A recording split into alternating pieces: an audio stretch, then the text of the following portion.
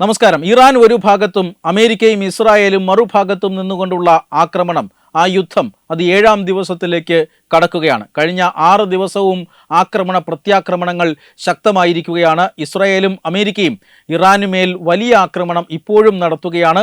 ഈ ആക്രമണങ്ങളുടെ തന്ത്രം, ആ ആക്രമണങ്ങളുടെ സ്വഭാവം എല്ലാം ഓരോ ദിവസവും മാറി മാറി വരികയായിരുന്നു. ആദ്യ മണിക്കൂറുകളിൽ തന്നെ സംയുക്ത സേന, അതായത് അമേരിക്കയുടെയും ഇസ്രായേലിൻ്റെയും സംയുക്ത സേന ലക്ഷ്യമിട്ടത് അയത്തുള്ള ഖമേനിയായിരുന്നു. ആ ലക്ഷ്യം അവർ വിജയകരമായി കണ്ടു.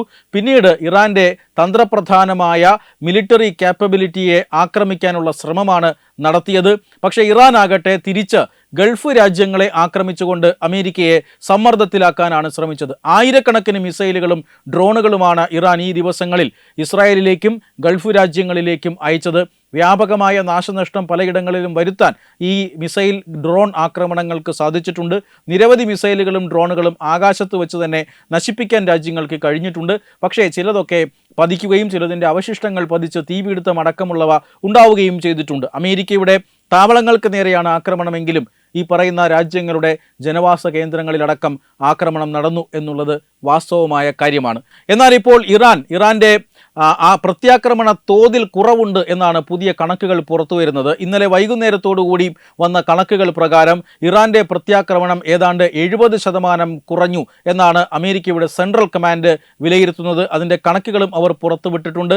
ആദ്യ ദിവസങ്ങളിൽ മിസൈലുകളും ഡ്രോണുകളും വാരി വിതറിയെങ്കിൽ ഈ ഒരു പ്രത്യാക്രമണങ്ങൾക്കെല്ലാം ഇത് എവിടെ നിന്നാണ് വരുന്നത്, എവിടെ നിന്നാണ് ലോഞ്ച് ചെയ്യുന്നത് എന്നെല്ലാം കണ്ടെത്തി ഈ പറയുന്ന അടിസ്ഥാന സൗകര്യങ്ങൾ നശിപ്പിക്കുക എന്നതാണ് അമേരിക്കയുടെയും ഇസ്രായേലിൻ്റെ ലക്ഷ്യം. അവർ ആ കേന്ദ്രങ്ങൾ കൃത്യമായി തന്നെ നശിപ്പിച്ചുകൊണ്ടിരുന്നു. അതിൻ്റെ ഭാഗമായി ഇപ്പോൾ ഇറാൻ്റെ പ്രത്യാക്രമണ ശേഷി 70% കണ്ട് കുറഞ്ഞു എന്നാണ് ഇപ്പോൾ അമേരിക്കയുടെ സെൻട്രൽ കമാൻഡ് പറയുന്നത്. എന്ന് പറഞ്ഞാൽ ഈ യുദ്ധം ഏതാണ്ട് അവസാനത്തോട് അടുക്കുന്നു എന്ന് തന്നെയാണ്. തീർച്ചയായും ഇറാനെ സംബന്ധിച്ചിടത്തോളം ഇറാന് വലിയ മിസൈൽ ശേഖരമുണ്ട്, വലിയ ഡ്രോൺ ശേഖരമുണ്ട്. ഇതെല്ലാം തന്നെ രാജ്യത്തുടനീളം അവർ വ്യാപിപ്പിച്ചിരിക്കുകയാണ്. ഭൂഗർഭ അറകളിലും പർവ്വതങ്ങൾ തുരന്നുമൊക്കെയാണ് ഇറാൻ ഇവരുടെ വലിയ മിസൈൽ ശേഖരവും ഡ്രോൺ ശേഖരവും ഒക്കെ സൂക്ഷിച്ചിരിക്കുന്നത്. ഈ മിസൈൽ ശേഖരങ്ങൾ കണ്ടെത്തി നശിപ്പിക്കുക എന്നുള്ളത് സമയമെടുക്കുന്ന ഒരു പ്രവൃത്തിയാണ്. അതുകൊണ്ടാണ് 4 മുതൽ 5 ആഴ്ച വരെ ഈ യുദ്ധം അവസാനിക്കാൻ വേണം എന്ന് അമേരിക്ക ആദ്യഘട്ടത്തിൽ വിലയിരുത്തിയത്. പക്ഷേ ഇതിന് പ്രതിവിധിയായി അമേരിക്ക ഉപയോഗിച്ച യുദ്ധതന്ത്രം എന്നത് ഇറാൻ്റെ ലോഞ്ച് പാഡുകൾ ആക്രമിക്കുക എന്നുള്ളതാണ്. ഈ മിസൈലുകൾ കൊണ്ടുവന്ന് എവിടെ നിന്നാണോ ഇത് തൊടുത്തുവിടുന്നത് ആ തൊടുത്തുവിടാനുള്ള സൗകര്യങ്ങൾ ഇല്ലാതാക്കുക. ഇങ്ങനെ നിരവധി ലോഞ്ച് പാഡുകൾ കഴിഞ്ഞ 2-3 ദിവസമായി അമേരിക്കയും ഇസ്രായേലും ചേർന്ന് സംയുക്തമായി ആക്രമിച്ചു തകർത്തു.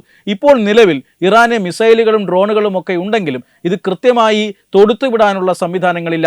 അതെല്ലാം അമേരിക്ക ആക്രമിച്ച് തകർത്തിരിക്കുന്നു. ഇറാനെ സംബന്ധിച്ചിടത്തോളം ഇറാൻ്റെ ഏറ്റവും പ്രധാനപ്പെട്ട ശക്തി എന്നുള്ളത് ഇറാൻ്റെ വിപ്ലവ സേനയാണ്. അവർ വളരെയധികം ഈ അവരുടെ രാജ്യത്തോട് കൂറു പുലർത്തിക്കൊണ്ട് തന്നെ നിൽക്കുകയാണ്. അവർ കീഴടങ്ങുന്നില്ല, അല്ലെങ്കിൽ അവരെ അമേരിക്കൻ പക്ഷത്താക്കാൻ കഴിയുന്നില്ല. അമേരിക്ക ഇനി ഏതെങ്കിലും രീതിയിൽ ഒരു പാവ ഭരണകൂടത്തെ ഇറാനിൽ നിയമിച്ചാൽ പോലും ആ ഭരണകൂടത്തിന് എക്കാലത്തും ഈ ഇറാൻ റവല്യൂഷണറി ഗാർഡ്സ് ഒരു ഭീഷണിയായിരിക്കും.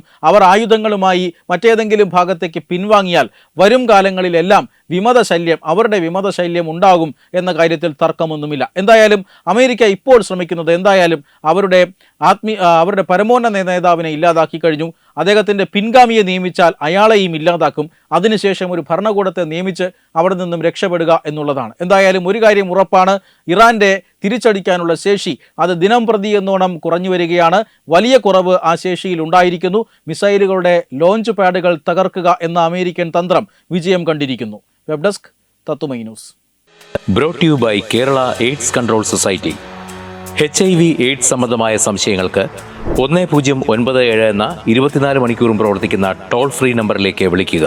വാട്സാപ്പിലും ഫേസ്ബുക്കിലും ഒക്കെ സ്റ്റാറ്റസ് അപ്ഡേറ്റ് ചെയ്യാറുണ്ടല്ലോ. HIV സ്റ്റാറ്റസോ HIV പിടിപെടാനുള്ള സാഹചര്യങ്ങളിൽ കൂടി അറിഞ്ഞോ അറിയാതെയോ കടന്നു പോയിട്ടുണ്ടാവാം. എന്ത് തന്നെയായാലും മുൻകൂട്ടി പരിശോധിച്ച് HIV സ്റ്റാറ്റസ് അറിയൂ.